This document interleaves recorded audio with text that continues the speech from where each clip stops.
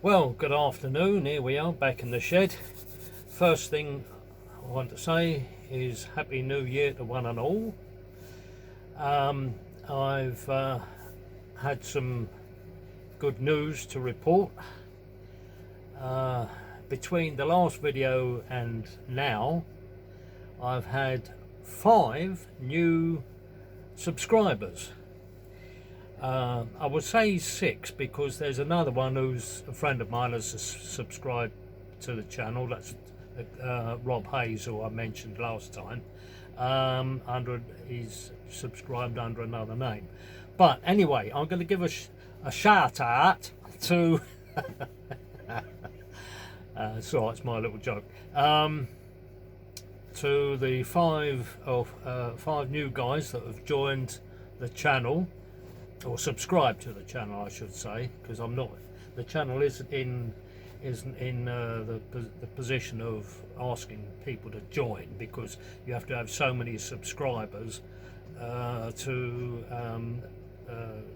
be able to do that. Subscribing is the free thing, whereas if you join the channel, it means you're paying. You're paying thing. But I'm not a monetized channel, so anyone who wants to watch my channel or become a subscriber, that's totally free and doesn't involve any cost. Anyway, here are the new people that have subscribed. That's John _N_Key_Harbour. That's the first one. The next one is Carl Button 4035. The next one is Les Hail Station. The next one is Jumble Lane, and the one after that is Harpic Station 4376. And today, one chap who's joined today is Paul Smith P1740. I think that's a 4 I've written down. Yes. Oh no, I'm beg your pardon. It's Paul Smith P17FO. That's Fox. No, I won't know. That's his fault. It's his number, but he's put it down as P17FO. Right, I don't know what the FO stands for. Anyway, to those guys I've just mentioned, a warm welcome. I'm pleased that you're pleased. Oh, excuse me, I've got an itch. There's no editing on this channel. Sorry about that. Yeah, so a warm welcome to all those that have joined this channel, and I appreciate the fact that you're interested in what I'm doing. By reciprocation, I have subscribed to their channels, so I'll be interested to see what they're up to, what you guys are up to as well. Now, since the last channel, my friend Rob Hayes, he has given me, in his helpful way, he's given me 1 or 2 pointers, which I am aware of. He has said that you have to sort of try and keep things moving. Well, I'll explain a little bit more about that in a minute. He was referring to the 2 videos that I did of the DMUs going round the one end of the layout, because the whole layout isn't a roundy. It's only one end of the layout has got a bit of a roundy on it, and that's on the inner line. And what I was trying to recreate there, because there is a gap between the movement of the 2 different DMUs, that's diesel multiple unit for those that don't know, but I'm sure all you guys know. Anyway, yeah, you see one leaving, and then there's a few seconds, but you've got to be patient and wait, because then there's the other one, because the second one is outside the station waiting on the signal. and waiting clearance for the first unit. That's how the real railway works. I am a 25-year experienced railwayman, and I've been through all the.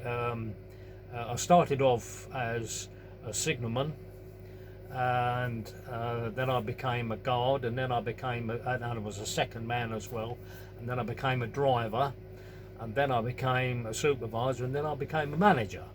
So I have a lot of railway experience, and I do know a thing or two about how the railway works. So I try to replicate that in what I do on the layout, because trains don't follow. The only trains that I know of that follow one another very rapidly is the London Underground, and that's got a specially designed signalling system which allows that, which is why you've got the frequency of trains that you have on the underground. But on the overground you haven't got that same frequency, because the distances involved with the signalling dictate how quickly the trains arrive and depart from each station, because for safety reasons which are set up to take into account the speeds that trains run at,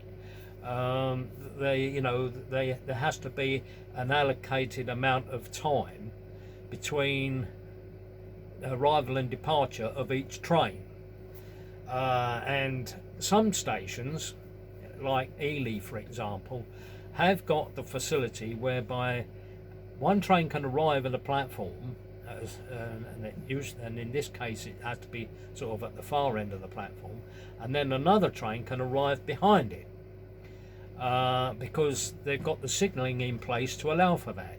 But not all stations are signalled the same, they're all signalled differently, and this also applies for single line areas, single line stations, which is how I'm operating that part of my layout at the moment.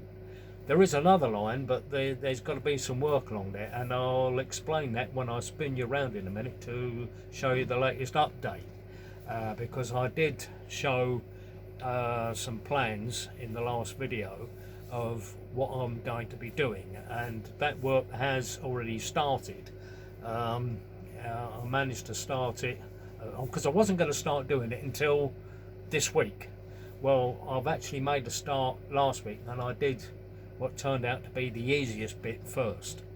So I'll spin you around in a minute and show you what I've been doing.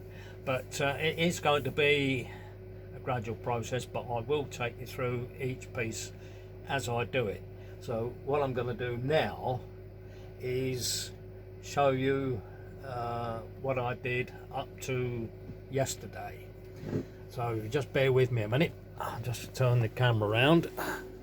Right, now over here, if you remember, there was a small engine shed just here, and there was the associated track work that came in here. Well, as you can see, that's gone. And I did say that the engine shed was going to be moved over to this area. Well, physically it would have fitted in there, in this bit here, but unfortunately, because of the curvature of the line, I couldn't get the curve round to meet up with the straight road that leads into the shed.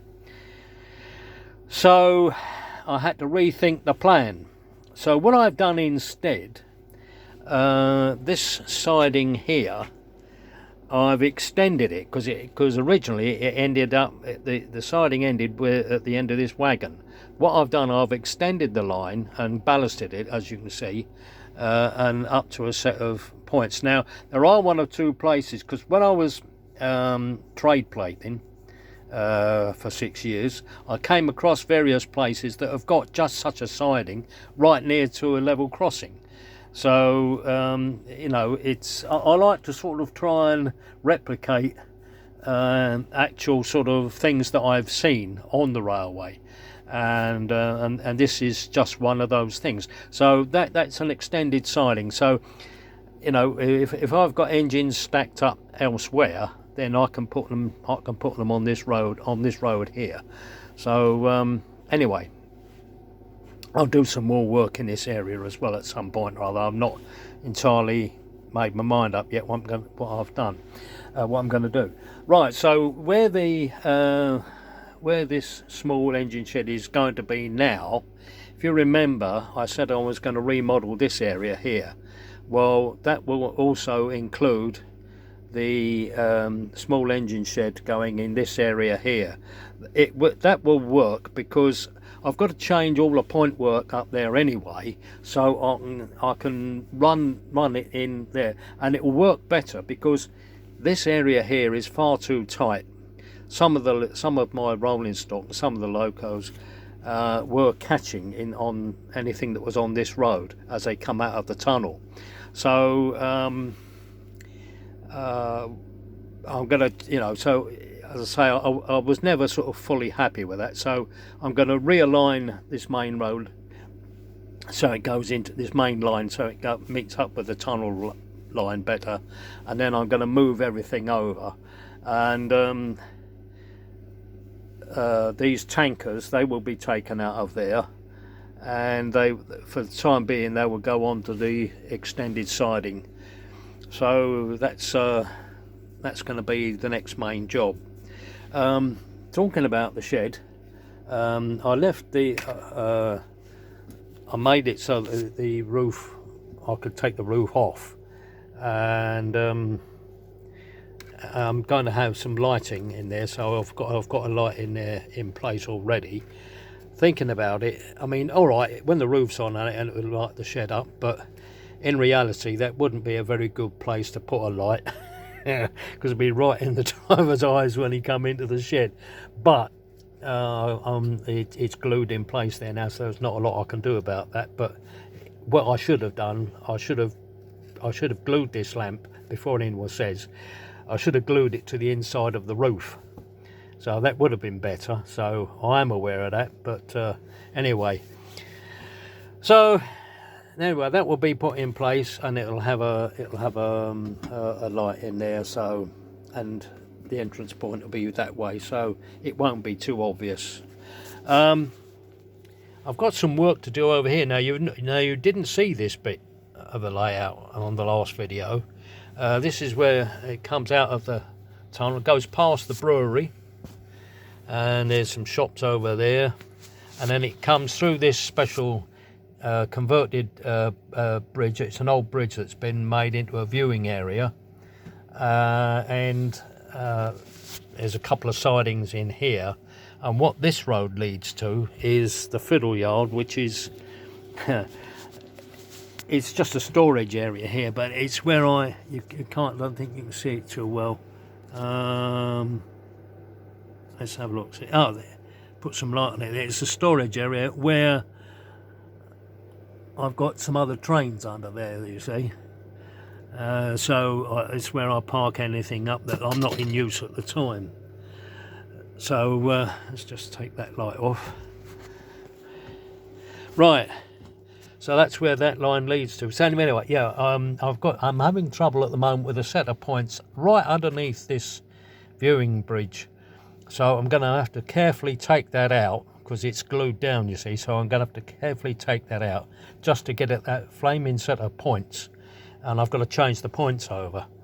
So they've got to be taken out, and I have got some replacement points, so it's not going to, it's not going to cost me anything to get new ones, but yeah, I have got them. So that's where we are at the moment with refitting. I've got to put a new back scene over there, so you can see there's a back scene around that area. That in the corner there, that's a loco shed where I usually keep the network rail locos, which is where these two guys come from. As you can see, that is we have got engineering work, you could say. There's an engineer's train already in here, so work is in progress. So that's where we are now. So I'll just stand you back on here. It's not a tripod, it's a stack of boxes. I haven't got anything like a tripod for this. One thing I will point out, I have had suggestions of things to do with editing. Oh, you know, you can do this or do that, you know. I'm a bit limited as to what I can do because I'm purely just using my mobile phone. I haven't got access to a computer at the moment because I haven't got one, not officially. You know, I haven't got one that I can use, let's put it like that. So until I can sort of get something like organised like that where I can edit the videos, I've got to do everything just via the phone. So you'll just have to be a bit patient and bear with me on that. But I tried to sort of keep things as joined up, or you know, it's having to do everything on the hoof, as it were. I know you can get programs that you can use on a phone. I have got one, but I'm not quite sure or confident enough to use it. So you know, that's something else I've got to sort out. But I like to I prefer to crack on, and you know, if I'm going to keep people informed as to what I'm doing, then I prefer to do it this way, warts and all. So there we are. So anyway, well, that's all for this video, and I will update you on the next. Okay, so I'll say cheerio for now, so I can get crack on and do what I'm doing. Right, bye for now. Thanks for watching.